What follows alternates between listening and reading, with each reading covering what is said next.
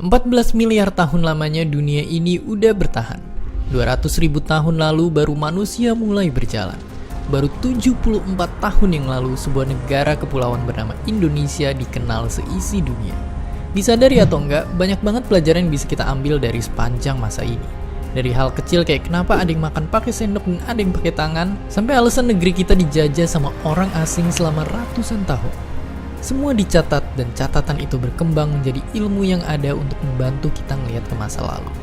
Sekarang, kita akan ngebongkar ilmu ini, supaya kita bisa ngereka ulang semua kemakmuran dan keberhasilan umat manusia, sekaligus semua konflik yang berujung ke pertumpahan darah. Karena, seperti kata bapak bangsa kita, jangan sekali-sekali meninggalkan sejarah.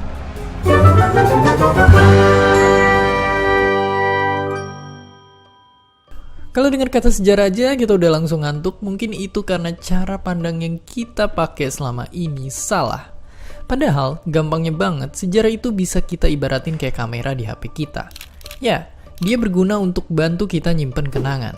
Tapi lebih dari itu, banyak juga fitur kamera HP yang manfaatnya persis kayak sejarah. Kita bisa ngira-ngira umur sesuatu dari sana. Kita juga bisa tahu kapan dan di mana foto itu diambil, dan begitu udah selesai kita tinggal nyimpen fotonya di album kita selayaknya koleksi-koleksi bersejarah disimpan di dalam museum-museum di seluruh dunia. Itulah ilmu sejarah secara sederhana. Alasan utama kita mungkin gak suka pelajaran sejarah di sekolah adalah karena kita gak bisa ngegambarin kegunaan nyatanya belajar sejarah. Padahal kalau kita udah nemu cara untuk memahami ilmu ini, ide-ide cemerlang akan muncul dengan sendirinya. Yang perlu kita lakuin adalah pelajarin sejarah di bidang yang kita minatin. Misalnya, kalau kalian mau jadi ahli maritim dan perkapalan, belajar sejarah Yunani tentang Archimedes dan Ptolemy bisa jadi gerbang yang ngebuka masuknya banyak ide inovasi dari arah yang gak terduga. Kalau kamu mau jadi pilot, belajar sejarah kedirgantaraan dan orang-orang yang terkenal di bidang itu. Itu bakalan ngebantu banget untuk nambah banyak ilmu. Kurang lebih begini kalau mau dibikin sederhana ya gitu. Jadi kalau belajar sejarah ini kan kita mengenal masa lalu agar mengetahui tempat kita di masa sekarang lebih baik. Ya, dan kalau kita mengenal keadaan kita sekarang lebih baik, tentunya akan lebih mudah menatap masa depan. Ya, jadi gitu hubungannya begitu tuh. Kalau bahas sebagai bidang keilmuan, sejarah dulunya nggak dianggap sepenting itu untuk dijadiin mata pelajaran yang resmi, dan karena itulah cuma masuk sebagai bagian dari ilmu teologi atau filsafat. Barulah pada abad ke-18 di Jerman, ilmu sejarah resmi dilihat sebagai bidang akademik berkat profesor ini. Ia menjadi orang pertama yang punya ide untuk nyusun semua peristiwa sejarah manusia, jadi satu kesatuan. Dan baru satu abad setelah itulah profesi sejarawan jadi terkenal dan nyebar di seluruh dataran Eropa dan Amerika. Itu semua berkat orang ini yang ngisi banyak banget seminar dan menginspirasi ratusan akademisi untuk jadi sejarawan. Mungkin kita taunya sejarah cuma dibagi jadi sejarah kemerdekaan, sejarah Hindu-Buddha, sejarah kolonial, atau sejarah peradaban dunia. Padahal, nggak sama sekali. Itu semua baru sebagian kecil aja. Ada sejarah maritim, ada sejarah medis, sejarah tentara, sejarah pakaian, dan tentunya sebuah bidang ada sejarahnya. Dan kalau kamu udah nonton semua episode Kok Bisa Explain sampai hari ini, berarti kalian udah tahu sejarah dari banyak banget bidang pelajaran.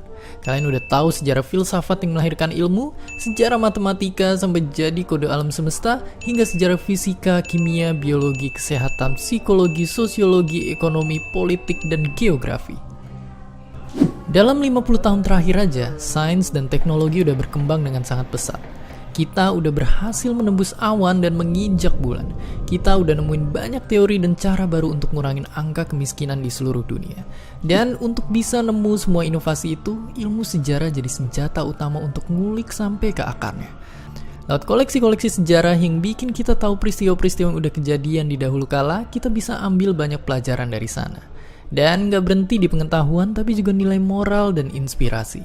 Masa lalu adalah harta karun buat mereka yang berpikiran terbuka.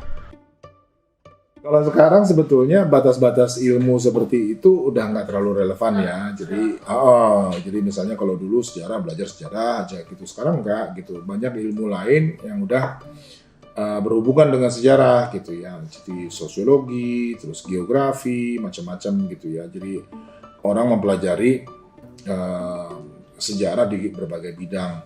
Ilmu bantunya juga udah jauh lebih banyak ya sekarang ini gitu.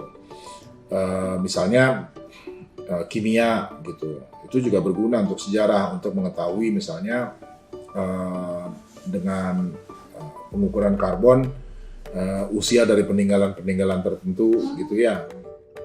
Coba kita lihat berita. Masyarakat kita terlalu fokus sama hal-hal yang terjadi dalam 1 jam terakhir aja. Padahal sebagian besar hal-hal yang perlu kita perhatiin dan lestarikan yang penuh inspirasi dan bisa ngebawa makna buat hidup kita jauh lebih tua dari itu. Ilmu sejarah ngenalin kita dengan banyak banget pengetahuan dan nilai moral yang sebenarnya kita butuhin, tapi mungkin gak bisa ditemuin di dunia saat ini. Kita bisa kaya dengan ilmu sejarah berkat kisah-kisah dan catatan dari leluhur kita. Semua peradaban ngasihin catatan yang beda-beda, pakai huruf yang beda-beda. Untungnya, kita berhasil nyari tahu gimana biar semua peninggalan itu bisa dikomunikasiin ke kita dan ilmunya pun bisa terus berkembang dari penyampaian informasi antar generasi. Berkat penyampaian ilmu inilah, kita udah bisa nyelam ke laut terdalam sampai terbang nembus angkasa. Menyebarkan seluruh pengetahuan yang kita punya dan terus menyambung harapan ke masa depan. Dan itu semua nggak akan kejadian tanpa adanya bahasa.